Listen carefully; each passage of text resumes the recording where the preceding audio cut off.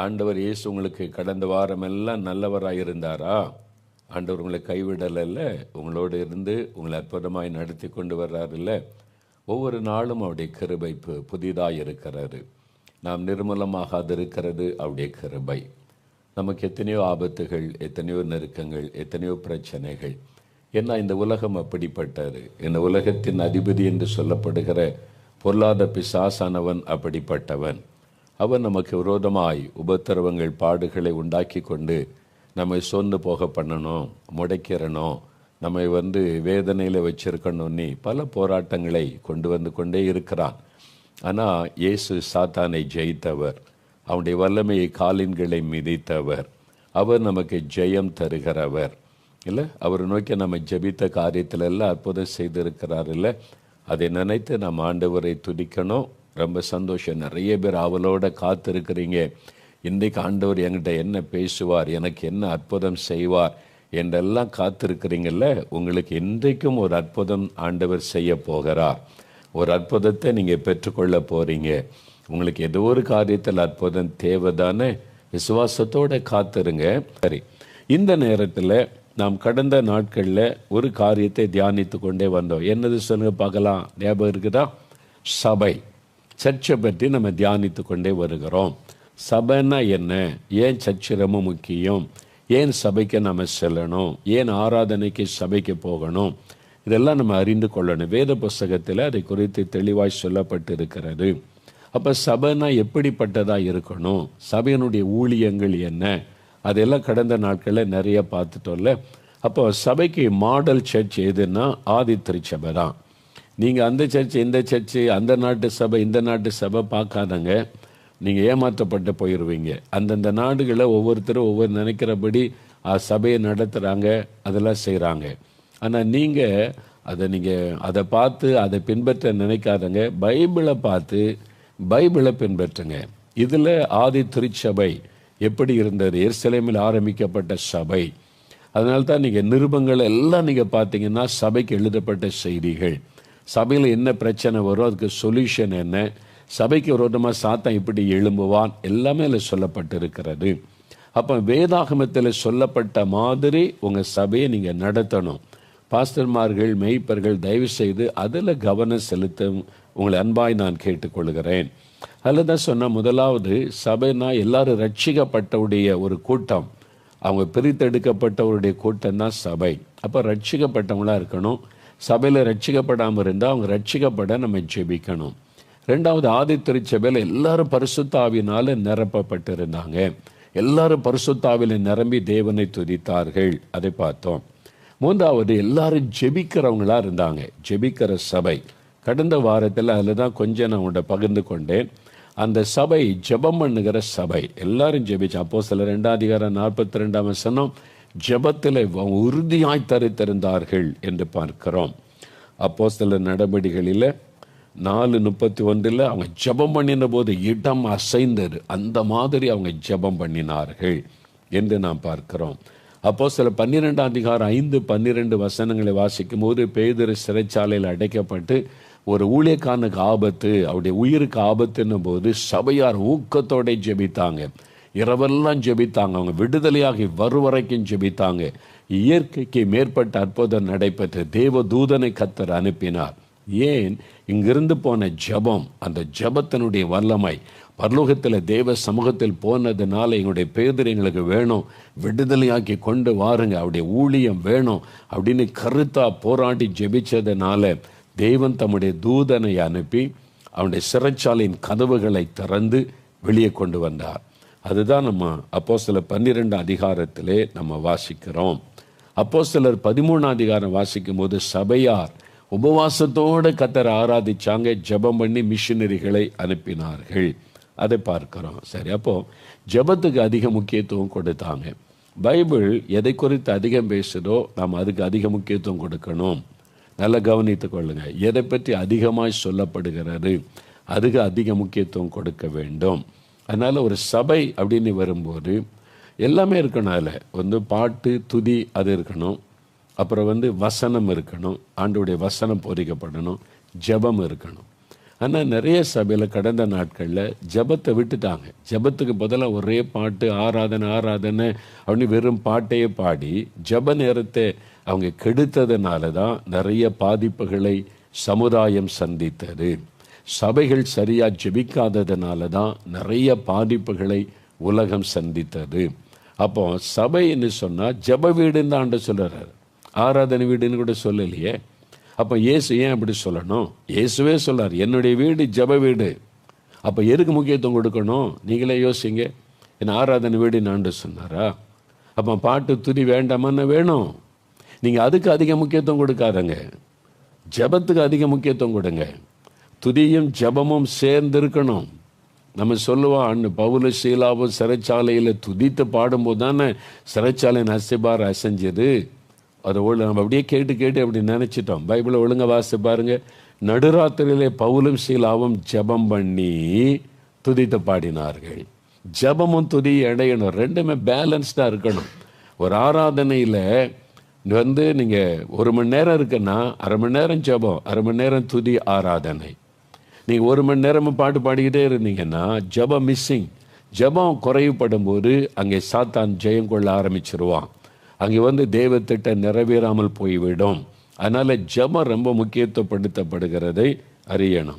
பாருங்களேன், இப்போ நீங்கள் நிருபங்கள் எல்லாம் வாசிங்க, நிருபங்களையும் பாருங்கள். ஒரு சபைக்கு சொல்லப்படுகிற முக்கியமான காரியம் 1 தீமோத்தேயு 2ஆம் அதிகாரம் எடுங்க. வேறு புஸ்தகத்தில் 1 தீமோத்தேயு 2ஆம் அதிகாரம் பைபிள் எடுங்க பார்க்கலாம். எல்லா குட்டி பிள்ளைகள் புரட்டுங்க. 1 தீமோத்தேயு 2ஆம் அதிகாரம் இந்த முழு தமிழ் பைபிளில் 286வது பக்கம். புதிய ஏற்பாட்டில் என்ன சொல்லப்படுது பாருங்க.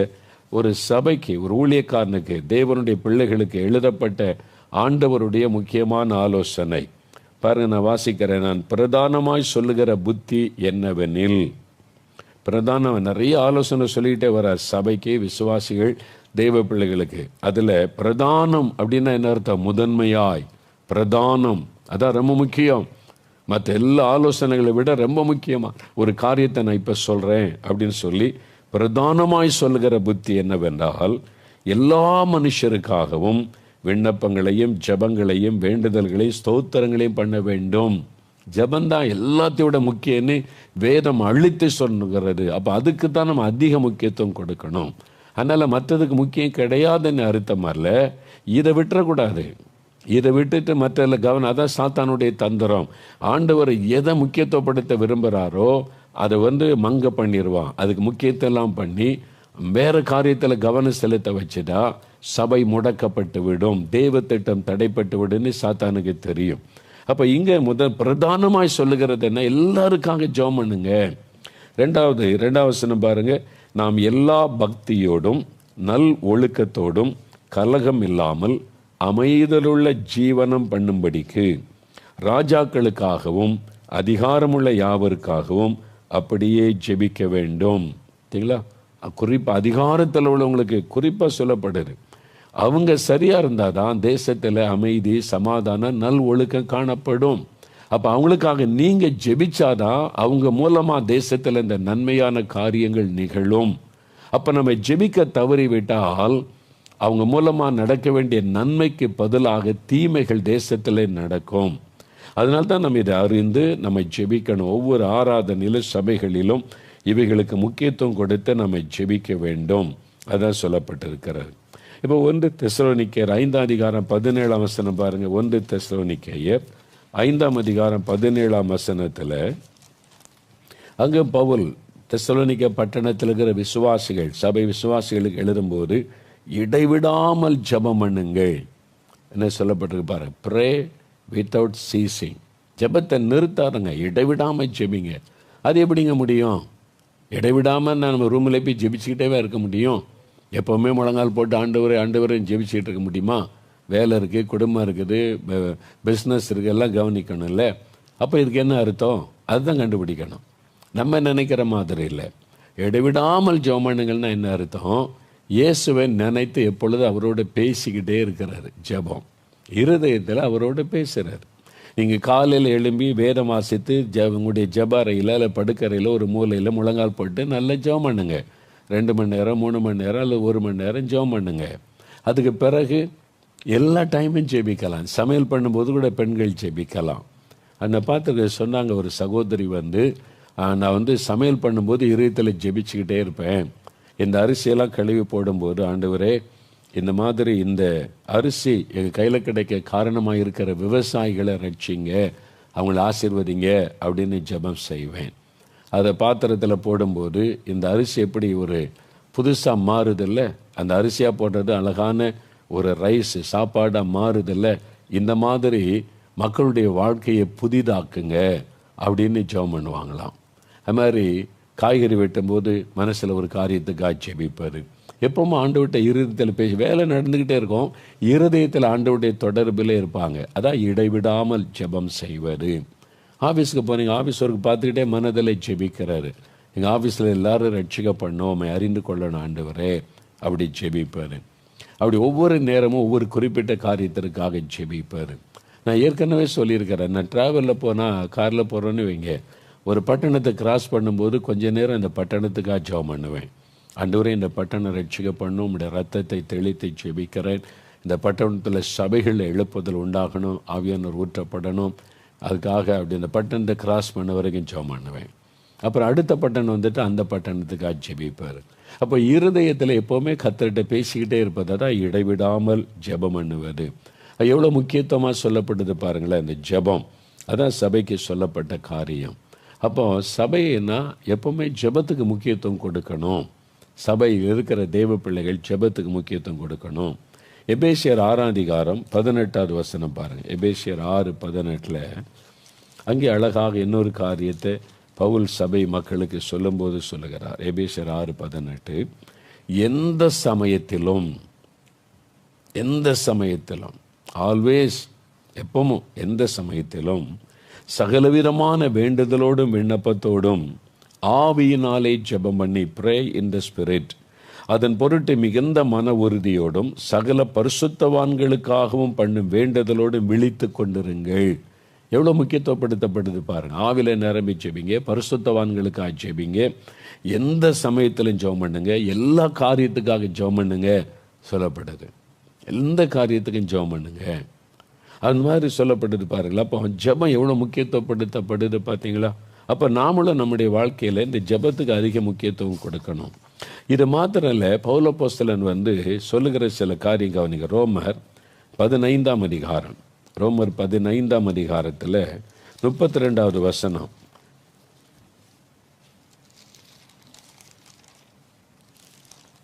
புதிய ஏற்பாட்டில் 225 பக்கம் பாருங்க, 32 வசனம் பாருங்க. நீங்கள் தேவனை நோக்கி செய்யும் ஜெபங்களில் நான் போராடுவதைப் போல நீங்களும் என்னோட கூட போராட வேண்டும் என்று நம்முடைய கர்த்தராகிய இயேசு கிறிஸ்துவின் நிமித்தமும் ஆவியானவருடைய அன்பின் நிமித்தமும் உங்களை வேண்டிக் கொள்ளுகிறேன். விசுவாசிகளுக்கு சொல்றார், நான் ஜெபத்தில் போராடுகிற மாதிரி நீங்களும் போராடணும். அப்போ போராட்ட ஜெபம், வார்ஃபேர் ப்ரேயர். அப்போ ஜெபத்தில் பலவிதமான ஜெபம், மன்றாட்டு ஜெபம் இருக்குது. ஆண்டவர்கிட்ட பரிந்து பேசி ஜெபிக்கிறது, கண்ணீரோடு அழுது புலம்பி மற்றவங்களுக்காக ஜெபிக்கிற மன்றாட்டு ஜெபம், மற்றவங்களுக்காக ஜெபிக்கிறது. அப்புறம் ஸ்தோத்திர ஜெபம், ஆண்டவர் செய்த நன்மைகளையெல்லாம் நினைத்து அவரை ஸ்தோத்திரம் பண்ணிக்கிட்டே இருப்பாங்களா, ஸ்தோத்திர ஜெபம். விண்ணப்பம், ஆண்டவரிடத்தில் மற்றவங்களுக்காக ஆண்டவரிடத்தில் போய் ஒரு விண்ணப்பம் பண்ணுவது, பரிந்து பேசி ஒரு விண்ணப்பம் பண்ணுவது, ஒரு இந்த விண்ணப்பத்தை சமர்ப்பிக்கிறன்னு சொல்கிற மாதிரிங்களா, அது மாதிரி. அதாவது உங்களுடைய சித்தம் எதுவோ அதை நீங்கள் செய்யுங்க அப்படின்னு ஜெபிக்கிற விண்ணப்பம். அது மாதிரி இந்த ஜெபம் என்பது ஒரு ஒரு அனுபவம், ஒரு போராட்டம். அப்போ நான் போராடுகிறதை போல, அப்போ போராடுகிறார். இதில் இந்த யாரோட போராடுறாரு, அந்த பொல்லாத ஆவி, சாத்தானோட எதிராளியாகிய பிசாசு. ஜெபத்துக்கு விரோதி யாரு, சாத்தான். சபைக்கு விரோதி யாரு, சாத்தான். ஒரு தேவ பிள்ளைக்கு விரோதி யாரு, சாத்தான். அவன் விரோதமாக எழும்பி உங்களுக்கு விரோதமாக பல காரியத்தை செய்யும்போது நீங்கள் அவனை ஜெயிக்கணுமானா போராடி ஜெபிக்கணும். அதான் சொல்கிறார். அப்போது நீங்கள் என்ன போராடுங்க, நான் போராடுற மாதிரி. அப்போ இந்த இதெல்லாம் அவர் எவ்வளோ அழகாக போதிக்கிறார். ஒவ்வொரு கிறிஸ்தவங்களும் போராட்ட ஜெபம் பண்ண வேண்டியது இருக்கும். இப்போ இதில் போராட்ட ஜெபம் எதுக்கு இவர் போராடுறாரு, முந்தின வசனம் பாருங்களேன். அப்போ நீங்கள் தெரியும் நம்ம ஒவ்வொரு காரியத்தில் எப்படி கவனமாக ஜெபிக்கணும்.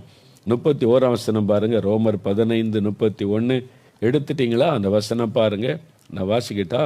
நீங்கள் பாருங்கள், யூதேயாவில் இருக்கிற அவிசுவாசிகளுக்கு நான் தப்புவிக்கப்படும்படிக்கும், அழகான யூதேயாவில் இருக்கிற அவிசுவாசிகள், இயேசுவை ஏற்றுக்கொள்ளாத மற்றவங்களுக்கு அவங்களுக்கு கையிலேருந்து நான் தப்புவிக்கப்படும்படிக்கும், நான் எருசலேமில் உள்ள பரிசுத்தவான்களுக்கு செய்ய போகிற தர்ம சகாயம் அவர்களால் அங்கீகரிக்கப்படும்படிக்கும் தேவனிடத்தில் போராடுங்க. பாருங்க, இந்த ஜெபம் என்பது 2 காரியம் சொல்கிறார். ஒன்று, பவுல் அப்போஸ்தலன் யூதேயாவுக்கு வர்றார். எருசலேம் யூதேயாவில் தான் தலைமையிடம், அப்போஸ்தலர்கள்லாம் இருக்கிறாங்க. அங்கே தான் அவருக்கு விரோதிகள் அதிகம். ஏன்னா யூத மத தலைவர்கள் இந்த பவுல் மேலே ரொம்ப கோபமாக இருக்கிறாங்க. இவன் அதிலிருந்து ரட்சிக்கப்பட்டு ஊழியம் செய்ததுனால இவனை கொன்னுறணும் அப்படின்னு வைராக்கியமாக இருக்கிறவங்க அங்கே தான் இருக்கிறாங்க. இப்போ அவர் எல்லா இடமும் ஊழியம் செய்த யூதேயாவுக்கு வருகிறார். அப்போது அங்கே மனிதரால் அவருக்கு ஆபத்து இருக்குது. அதனால் நான் காக்கப்படுவதற்கு, தப்புவிக்கப்படுவதற்கு ஜெபம் பண்ணுங்க.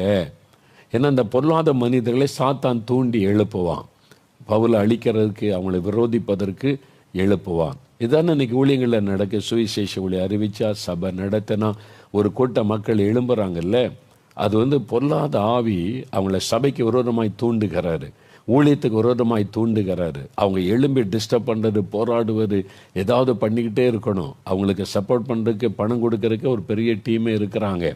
அந்த பணத்துக்காக தான் பண்ணுறாங்க. அவங்கள பக்தியினாலோ பெரிய அதுக்காக அவங்க செய்கிறது இல்லை.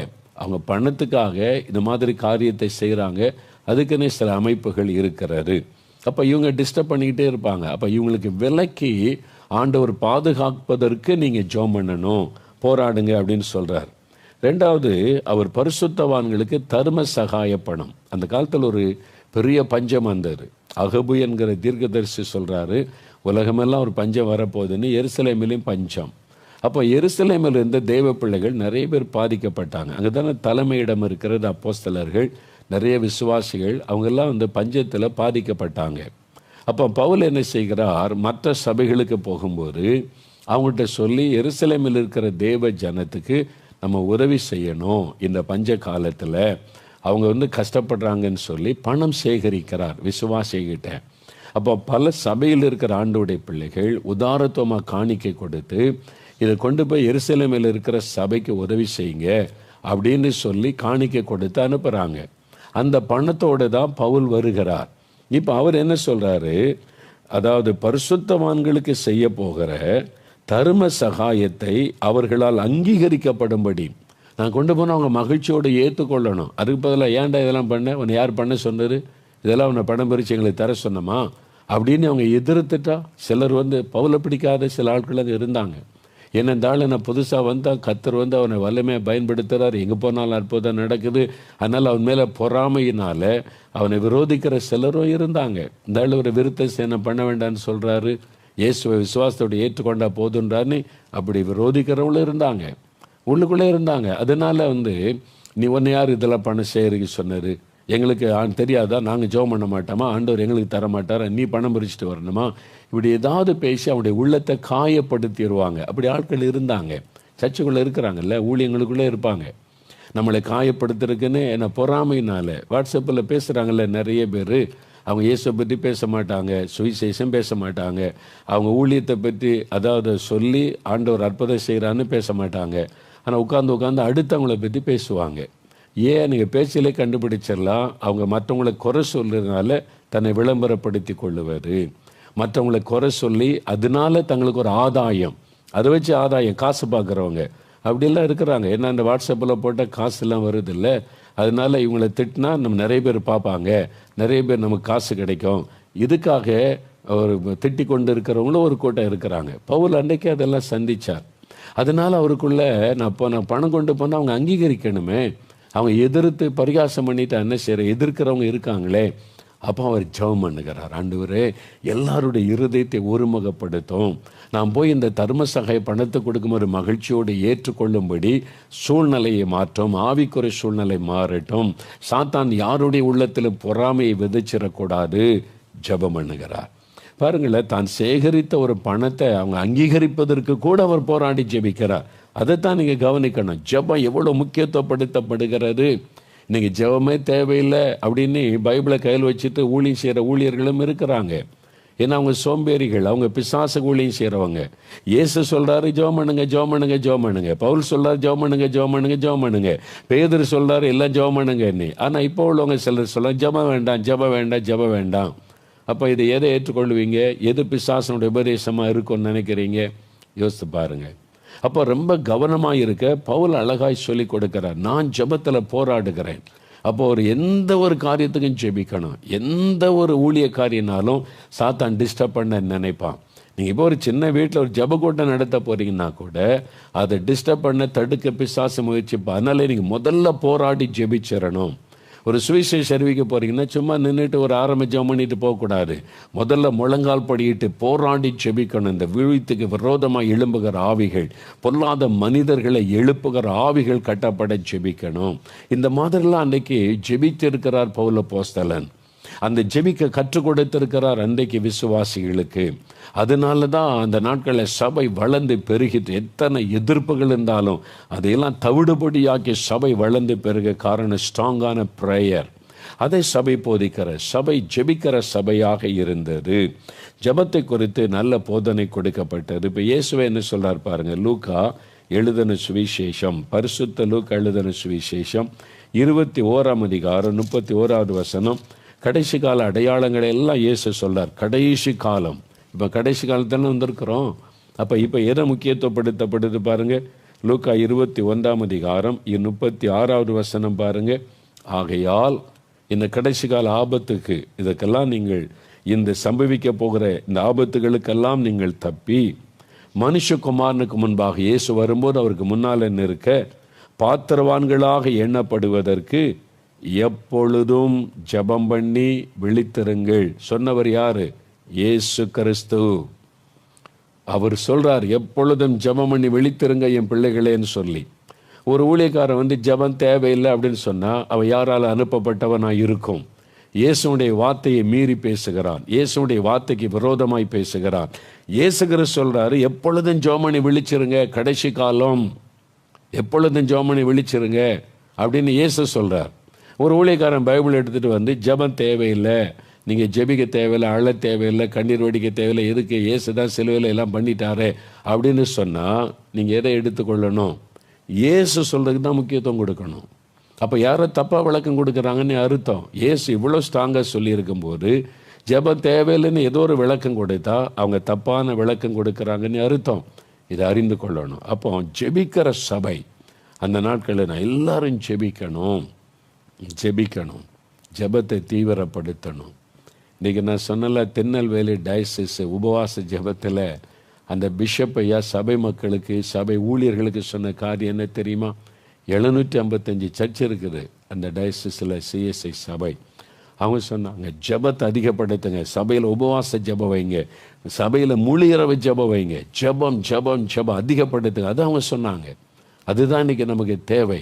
ஜெபம் பண்ணுங்க, உபவாச ஜெபம் வைங்க, முழு இரவு ஜெபம் வைங்க, ராத்திரியெல்லாம் ஜெபம் பண்ணி கூப்பிடுங்க ஆண்டவரை, ஜெபிக்க முக்கியத்துவம் கொடுங்கன்னு. இதான் அந்த காலம். நம்ம இந்த தமிழா சாதி திருச்சபை ஜெபத்தில் அவ்வளோ ஸ்ட்ராங்காக இருந்தாங்க. அது மாதிரி நம்ம ஸ்ட்ராங்காக இருக்கணும். நம்முடைய சபை எவ்வளோ தூரம் ஜெபம் தேவையில்லைன்னு ஒரு சபையில் சொன்னால் அந்த சபையில் இருக்கிறது உங்களுக்கு ஆபத்து, வருகையில் கைவிடப்பட்டுருவீங்க. ஏன்னா இயேசு சொல்கிறாரு, இயேசு வரும்போது அவருக்கு முன்னால் போய் நிற்க நீங்கள் பாத்திரவான்களாய் எண்ணணுமானா ஜெபம் பண்ணுங்கன்றார். ஜெபம் பண்ணாருங்கன்னு அப்படின்னு ஒரு சபை சொன்னால் நீங்கள் நரகத்துக்கு போங்க, நீங்கள் வருகையில் காணப்பட முடியாதுன்னு உங்களை ஆயத்தப்படுத்துகிறாங்க. சம்திங் ராங், அங்கே ஏதோ தப்பு நடக்குன்னு அர்த்தம். நீங்கள் விழித்து கொள்ளுங்க, வசனத்துக்கு செவி கொடுங்க, இயேசுவுக்கு செவி கொடுங்க. அதனால் கவனமாக இருங்க. கடைசி காலம், வஞ்சிக்கிற ஆவி கிரியை செய்கிற காலம், வசனத்தை புரட்டுகிற காலம், வசனத்துக்கு வேறு விளக்க சொல்லுகிற மனிதர்கள் எழும்புகிற காலம். கவனமாக இருங்க, சரியா? 4வது, ஆதி திருச்சபை எப்படிப்பட்ட சபையாக இருந்துச்சு? ஒரு வசனம் வாசங்க. அப்போஸ்தலர் 4ஆம் அதிகாரம் 32வது வசனம். அப்போஸ்தலர் 4ஆம் அதிகாரம் 32வது வசனம். விசுவாசிகளாகிய திரளான கூட்டத்தார், அதாவது 166வது பக்கம், அப்போஸ்தலர் 4:32. எருசலேமில் ஆதி திருச்சபையில் விசுவாசிகளாகிய திரளான கூட்டத்தார் ஒரே இருதயமும் ஒரே மனமும் உள்ளவர்களாய் இருந்தார்கள். சரிங்களா? ஒரு விசுவாசிகளாகிய திரளான கூட்டம், ரட்சிக்கப்பட்ட திரளான கூட்டம், ஒரே இருதயம், ஒரே மனம். அங்கே திரளான மக்கள். இந்த டைமில் கிட்டத்தட்ட 24,000 விசுவாசிகள் இருந்ததாக வேத அறிஞர்கள் குறிப்பிடுறாங்க. 24,000 பேர் உள்ள சபை, பெரிய சபை. ஆனால் ஒரே இருதயம், ஒரே மனம். இயேசு என்ன விரும்புகிறாரோ அதான், இயேசுக்கு எது சித்தமோ அதுதான், இயேசுடைய சித்தம்தான். இயேசு இயேசு இயேசு. எல்லாருக்கும் ஒரே இருதயம், ஒரே மனம். எல்லாரும் ஒன்று தான் பேசினாங்க. அங்கே பிரிவினை இல்லை, ஒரு மனம், அவர் ஐக்கியம். எல்லாருக்குள்ள ஒரு மனம், ஐக்கியம் காணப்பட்டது. பாருங்கள், அப்போஸ்தலர் 4ஆம் அதிகாரம் 24வது வசனத்தில், அப்போ தான் அப்போஸ்தலர்களை அழைத்து அங்கே இருக்கிற மத தலைவர்கள் மிரட்டி அனுப்புகிறாங்க. இயேசுவை பற்றி பேசினா கொன்னுருவோம், அவ்வளோதான், வாய் மூடிட்டு சுமார், இயேசுவை பற்றியெல்லாம் பேசவே கூடாது அப்படின்னு அவங்கள பயமுறுத்தி அவங்கள அனுப்புகிறாங்க. அவங்கள வேதனைப்படுத்தி அனுப்புகிறாங்க. இப்போ அவங்க சபையார்கிட்ட சொல்கிறாங்க, இந்த மாதிரி மத தலைவர்கள் இயேசுவை பற்றியே பேசக்கூடாது, இவங்களை அழிச்சிருவோன்னு சொல்கிறாங்கன்ன உடனே அவர்கள் அதை கேட்டு ஒருமனப்பட்டு, முதல்ல ஒன்னஸ். அவங்க உடனே பார்த்துட்டு, இல்லை நம்ம போய் இவர்கிட்ட பேசலாமா, அருமத்தி அவர் யோசிப்பை நமக்கு தெரியும் தானே, அவர்கிட்ட போய் பேசி பார்க்கலாமா, கமாலியல்கிட்ட போய் பேசி பார்க்கலாமா. அது மாதிரி அங்கே யாரும் டிஸ்கஷன் அப்படிலாம் இல்லை, யாரும் ஆலோசனை கொடுக்கல. ஒருமனப்பட்டு ஜெபம், அதான் வசனம், ஒருமனப்பட்டு தேவனை நோக்கி சத்தமிட்டு ஜெபிக்க ஆரம்பிச்சிட்டாங்க. ஒரு மனம், ஜெபத்தில் ஒரு மனம் இருக்கணும். இதுக்கு இப்போ எதுக்கு ஜெபிக்கணும் அப்படி சொல்கிறவங்க இருக்காங்க. இதுக்கெல்லாம் ஜெபிக்கணுமா, எதுக்கு ஜெபிக்கணும், அப்படிலாம் தேவையில்லை. 4 பேர் அப்படி சொல்லிக்கிட்டு அவனை ஜெபிக்கிட்டுப்பா, நம்ம சும்மா இருப்போம். அப்படி இல்லை, ஒரு மனம் எல்லாருக்குள்ளும். பாதி பேர் இவங்க, பாதி பேர் அங்கே, அப்படி கிடையாது. பாதி பேருக்கு இந்த கருத்து, பாதி பேருக்கு இந்த கருத்து, அப்படி கிடையாது. ஒரு மனம். அந்த சபை பார்த்திங்களா, அது வளர்றதுக்கு காரணம், எழுப்புதலுக்கு காரணம் இந்த ஒரு மனம்தான். ஆனால் இந்த சபை வளரும்போது இந்த மாதிரி பிரச்சனை வரும். கொரிந்தி சபையில் வந்தது. 1 கொரிந்தியர் 1ஆம் அதிகாரம் எடுங்க, வேத புஸ்தகத்தில் 1 கொரிந்தியர் 1வது அதிகாரம் எடுங்க, 11ஆம் வசனத்திலிருந்து பாருங்கள். இது 227வது பக்கம் புதிய ஏற்பாட்டில். 1 கொரிந்தியர், கொரிந்து என்கிற பட்டணம், அங்கே இருக்கிற சபை, பெரிய சபை, நிறைய விசுவாசிகள், 9 வரங்களும் அந்த சபையருக்கு சொல்லப்படுது. அந்த வரம் பெற்றவங்களாம் அந்த சபையில் இருந்தாங்க. நல்ல ஆவிக்குரிய வரம் பெற்றவங்களாம் இந்த சபையில் இருந்தாங்க. இப்போ அந்த சபை குறித்து 11ஆம் வசனத்திலிருந்து 13 வரை பாருங்கள். நம்ம வாசிக்கலாமா? நீங்கள் பாருங்கள். 1 கொரிந்தியர் 1:11ஆம் வசனத்திலிருந்து, ஏனெனில் என் சகோதரரே, உங்களுக்குள்ளே, சபைக்குள்ளே வாக்குவாதங்கள் உண்டென்று குலோவியாளின் வீட்டாரால் உங்களை குறித்து எனக்கு அறிவிக்கப்பட்டது. அந்த சபையிலேருந்து ஒரு விசுவாசி பவுலுக்கு தெரியப்படுத்திட்டாங்க, இங்கே எல்லாம் வாக்குவாதம் பண்ணுறாங்க, சண்டை போடுறாங்க, சர்ச்சுக்குள்ளே ஒரே பிரச்சனையாக இருக்குது, ஒரு மனமே இல்லைன்னு தெரியப்படுத்திட்டாங்க. என்ன சண்டை அவங்களுக்குள்ள, என்ன பிரச்சனை? கொரிந்து சபையில் 12வது வசனம் பாருங்கள். உங்களில் சிலர் நான் பவுலை சேர்ந்தவன் என்றும், நான் அப்பல்லோவை சேர்ந்தவன் என்றும், நான் கேபாவை சேர்ந்தவன் என்றும், நான் கிறிஸ்துவை சேர்ந்தவன் என்றும் சொல்லுகிறபடியால் நான் இப்படி சொல்லுகிறேன். கிறிஸ்து பிரிந்திருக்கிறாரா? பவுலா உங்களுக்காக சிலுவையில் அறையப்பட்டான்? பவுலின் நாமத்தினாலேயா ஞானஸ்தானம் பெற்றீர்கள்? அங்கே அழகான ஒரு காரியம் சொல்கிறார்.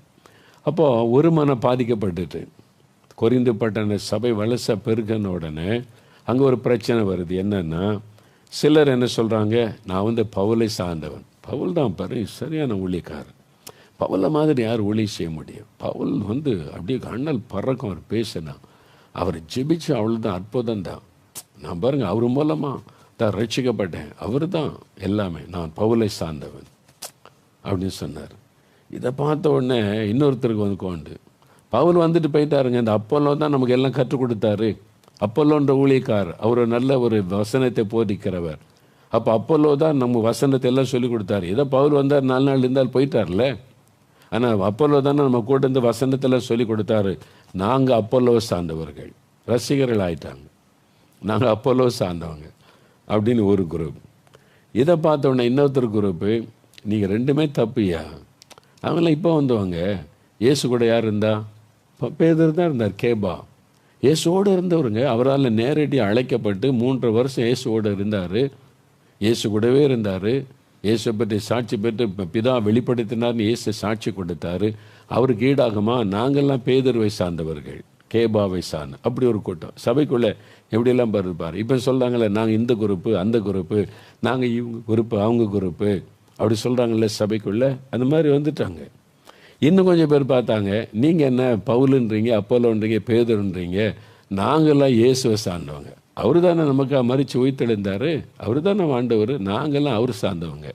அப்படி ஒரு குரூப். நாங்கள் இயேசுவை சார்ந்தவர்கள். பிரிவினை அங்கே ஒரு மனமாக இருந்தது. கொரிந்து சபையில் பிரிவினை வந்து விட்டார். அப்போ தான் பவுல் சபையாருக்கு கண்டித்து எழுதுகிறார்.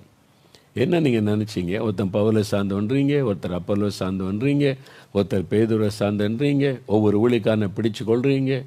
இவர் தான் இன்றைக்கி இருக்காங்கல்ல, இவங்க ஊழி மாதிரி வராதையா, இவங்க தான் ஐயா, அவ்வளோதான். இவங்க ஊழியெல்லாம் என்ன ஊழியம் அப்படி. எல்லாருமே இயேசுக்கு தான் ஊழியம் செய்கிறாங்க. ஆனால் இவங்களுக்குள்ள ஒருத்தரை பிடிச்சிக்கிட்டா மற்றவங்களெல்லாம் குறை சொல்கிறாரு. அவங்க சரியே கிடையாது. இந்த ஊழியம் ஒன்று தான் சரி. அப்படி இருக்கக்கூடாது. ஒவ்வொரு எல்லா ஊழியங்களையும் கர்த்தர் சபையில் வச்சிருக்கிறார். பவுலுடைய ஊழியம் அவசியம், அப்போலோடைய ஊழியம் அவசியம், பேதுருடைய ஊழியம் அவசியம், எல்லாருடைய ஊழியமும் அவசியம். அவங்க சொன்னாங்களா, நீங்களாம் எங்கள் குரூப் அப்படின்னு? என்ன ஊழியக்காரர் சொன்னாங்களா? எந்த ஸ்தாபனமாக சொல்லிச்சா இவங்களாம் எங்கள் டீம், எங்கள் குரூப்பு, இவங்க எங்களுக்கு சொந்தம் அப்படின்னு யாராவது சொன்னாங்களா? அப்படி யாராவது சொன்னாங்கன்னா நீங்கள் ஏதோ தப்பான இடத்துலையும் அகப்பட்டுக்கிட்டீங்கன்னு அர்த்தம். நம்ம எல்லாம் இயேசுவுக்கு சொந்தம். உங்களுக்கு ஒரு தேசம் ரட்சிக்கப்படணுமானா எல்லா ஊழியமும் அவசியம்.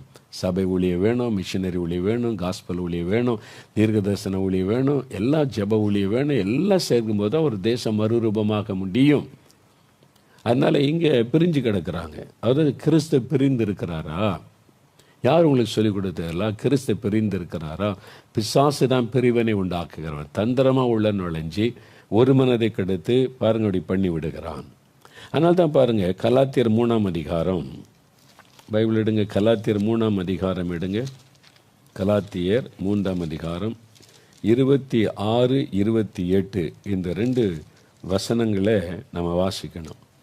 பாருங்கள், கலாத்தியர் 260வது பக்கம் எடுத்துட்டிங்களா? அந்த வசனத்தை பாருங்கள். நீங்கள் எல்லாரும் கிறிஸ்து இயேசுவை பற்றி விசுவாசத்தினால் தேவனுடைய புத்திரராய் இருக்கிறீர்கள். அவர் மேலே விசுவாசம் வச்சு நீங்கள்லாம் தேவனுடைய பிள்ளைகள் எல்லாருமே சொல்லிட்டு 28வது வசனம் பாருங்கள். யூதன் என்றும் கிரேக்கன் என்றும் இல்லை, அடிமை என்றும் சுயாதீனன் என்றும் இல்லை, ஆணென்றும் பெண்ணென்றும் இல்லை, நீங்கள் எல்லாரும் கிறிஸ்து இயேசுக்குள் ஒன்றாயிருக்கிறீர்கள். அல்லேலூயா. நம்ம எல்லாருமே இயேசுக்குள்ள ஒன்றாக இருக்கிறோம். அவர் நம்முடைய தகப்பன், நாம் அவருடைய பிள்ளைகள். அவருடைய இரத்தத்தினால் கழுவப்பட்ட நாம் எல்லாரும் அவருடைய பிள்ளைகள், அவருடைய குடும்பத்தை சார்ந்தவங்க. ஒருத்தர் சிஎஸ்ஐ சபைக்கு போகலாம், ஒருத்தர் அசம்பிளிஸ் ஆஃப் காட் சபைக்கு போகலாம், ஒருத்தர் லுத்தரன் சபைக்கு போகலாம். யார் எந்த சபைக்கு போனாலும் இயேசுவின் இரத்தத்தினால் கழுவப்பட்ட ரட்சிக்கப்பட்ட அனுபவம் பெற்றிருந்தால் அவங்க எல்லாம் சேர்ந்தது ஒரு குடும்பம். இயேசு கிறிஸ்து தான் அதற்கு தலை. ஒரே இரத்தத்தினால கழுவப்பட்டோம். அவங்க ஞாயிற்றுக்கிழமை இந்த சர்வீஸு போகிறாங்க, நான் இந்த சர்வீஸுக்கு போகிறேன், அவ்வளோதான். அங்கே போய் இயேசுவை தூய்த்து பாட போகிறாங்க, நான் அங்கே போய் இயேசுவை தூய்த்து பாட போகிறேன், அவ்வளோதான். அப்போ நம்ம எல்லாம் கிறிஸ்துக்குள்ளே ஒன்று. கிறிஸ்து பிரிந்து இருக்கிறாரா?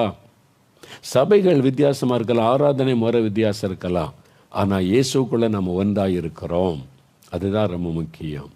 ஒரு நாள் இவங்க எந்த சபை, அது சரி கிடையாது அப்படின்னு யாரையும் அற்பமாக பேசுவது, ஒதுக்குவது செய்யக்கூடாது. எல்லாரையும் நம்ம ஒரே குடும்பமாக நேசிக்கணும். நான் பாருங்கள், அடிக்கடி சொல்லுவேன், நான் சிஎஸ்ஐ சபை. எனக்கு அந்த இயேசுனை சந்தித்து எனக்கு சுகம் கொடுத்தப்போ சபை புரியலாம் தெரியாது. பெரிய கேத்தலிக் ப்ராட்டஸ்டண்டே எனக்கு தெரியாது. நான் இந்து குடும்பத்திலிருந்து வந்தவன். எனக்கு ஜோமண்ண சகோதரர் அப்போ சிஎஸ்ஐ சபையில் இருந்தார். அவர் போகிறது பாடியில் உள்ள சிஎஸ்ஐ சர்ச்சு. அப்போ அவர் கூட நான் அந்த சர்ச்சுக்கு போனேன். அங்கே தான் எனக்கு தெரியும் இது ஒரு சர்ச்சு. அப்போ அதுக்கப்புறம் தான் கிறிஸ்தவ சர்ச்சு தெரியும். அதுக்கப்புறம் இவ்வளோ பிரிவினர் இருக்கான்னு எனக்கு அதுக்கப்புறம் தான் தெரிய வந்தார். அதனால் அதுக்கு போகிறேன். இப்பவும் அந்த சர்ச்சில் தான் இருக்கு. ஆண்டவர் சொன்னார், நீ எந்த சபையில் இருக்கு அதே சபையில் இரு, அந்த சபைக்காக ஜெபம் பண்ணு, அங்கே எழுப்பதில் ஜெபம் பண்ணுன்ட்டேன்னு. அது மாதிரி தான் நான் இருந்தேன். ஆதியில் இந்த சபை விட்டு விளக்கணும்லாம் பேசுனாங்க. நான் போக மாட்டேன், இந்த சபையில் தான் கர்த்தர் இருக்க சொல்லியிருக்கிறார். சிலர் வேறு சபைக்கு என்னை கொண்டு போகிறதுக்கு முயற்சி பண்ணாங்க. அதெல்லாம் நடந்த ஆரம்ப காலத்தில்.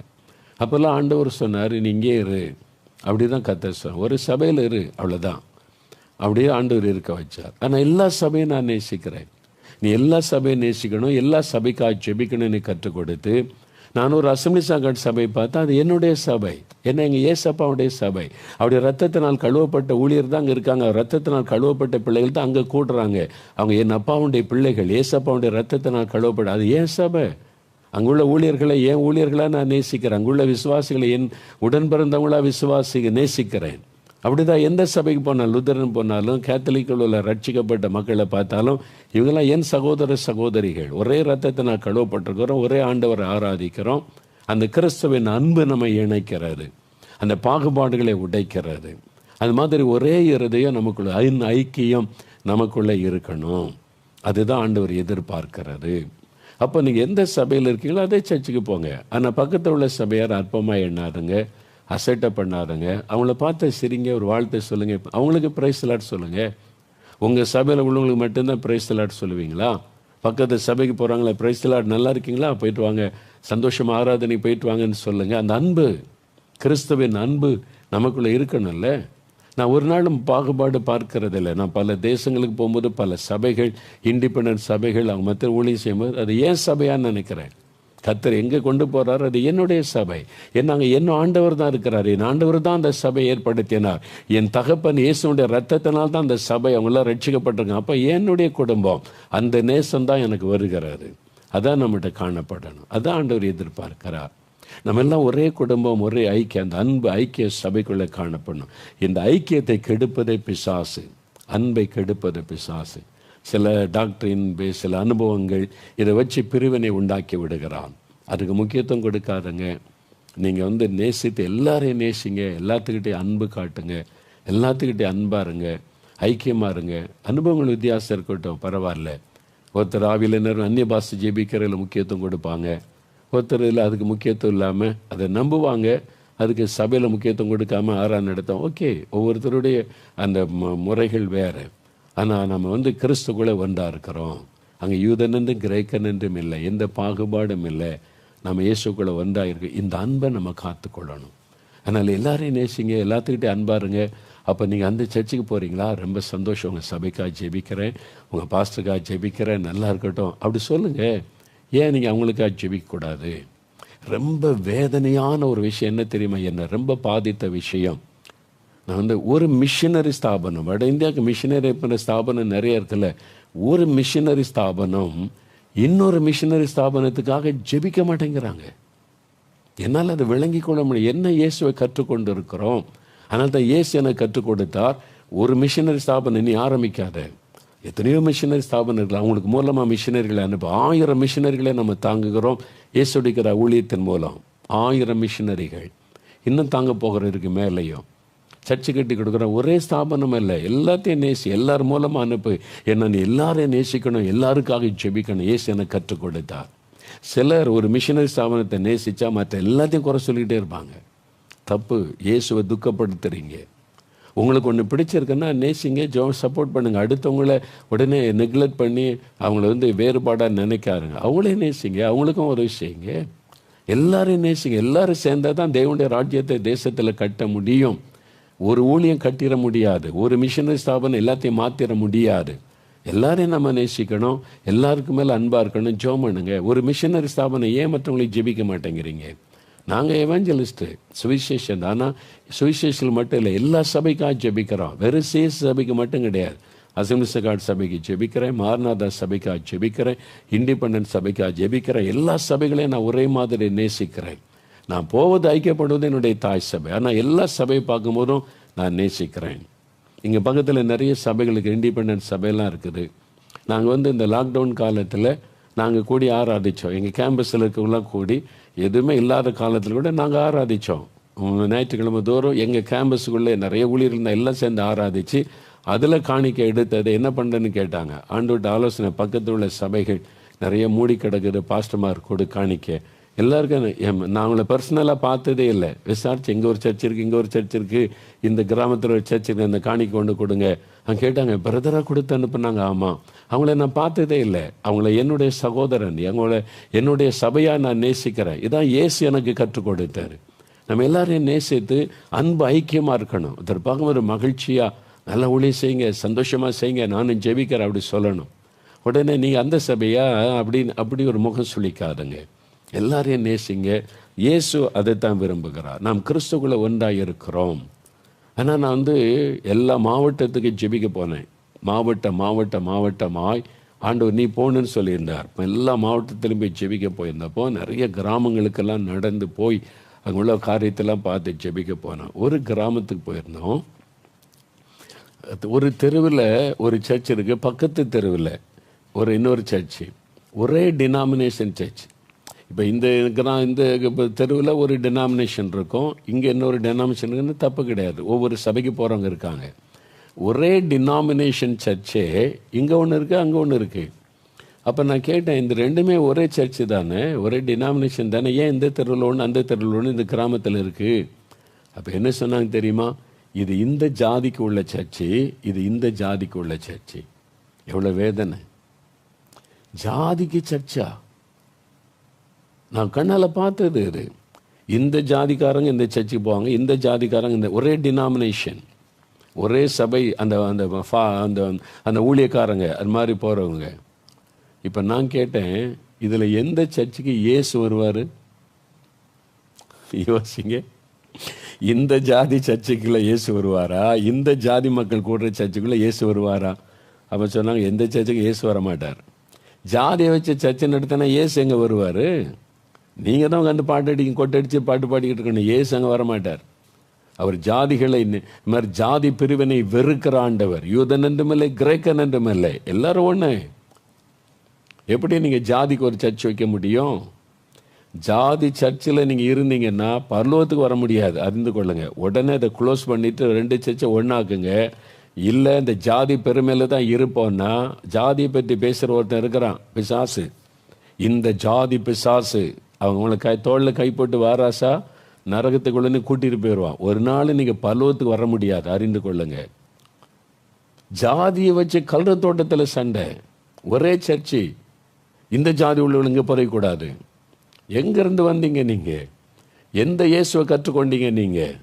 பைபிள் வாசிக்கிறீங்களா? இயேசுவை பற்றி உங்களுக்கு தெரியுமா? ஜாதிக்கு கல்ற தோட்டத்தில் ஜாதி பார்க்குறீங்கன்னா நரகம்தான் உங்களுக்கு. நீங்கள் அறிந்து கொள்ளுங்க, தப்ப முடியாத நரகத்துக்கு. அது பிசாசனுடைய உபதேசம். நீங்கள் பண்ணுறது தப்பு.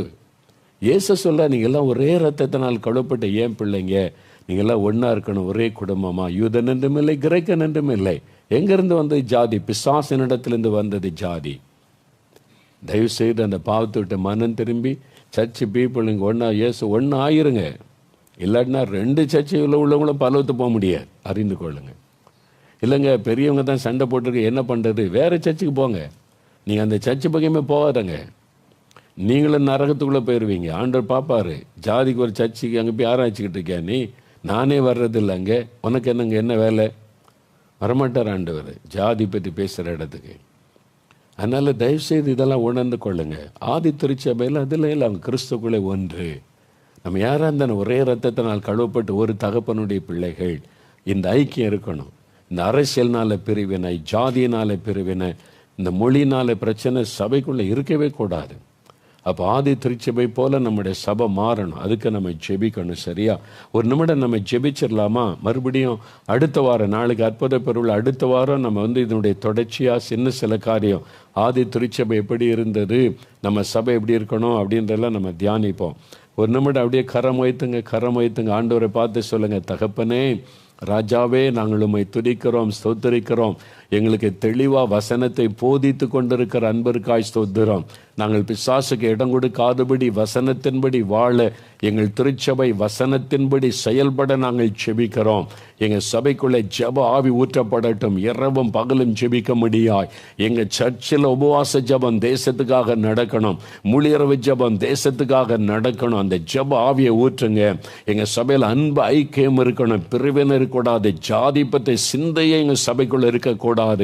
ஜாதி உணர்வே இருக்கக்கூடாது. அந்த ஜாதி பிசாசுகள் சபைகளை விட்டு விலகட்டும். ஜாதி பிசாசுகளை துரத்துகிறோம் இயேசு கிறிஸ்துவின் நாமத்தில். அவைகள் விலகி போகட்டும். நாங்கள் எல்லாரும் கிறிஸ்துவுக்குள்ளே ஒன்றாக இருக்கிறோம். ஒரே இரத்தத்தினாலே கழுவப்பட்டு ஒரே ஆவினால் நிரப்பப்பட்டிருக்கிறவங்களுக்கு ஸ்தோத்திரம், ஸ்தோத்திரம், ஸ்தோத்திரம். இயேசு கிறிஸ்துவின் நாமத்தில் ஜெபிக்கிறோம் பிதாவே. ஆமேன், ஆமேன்.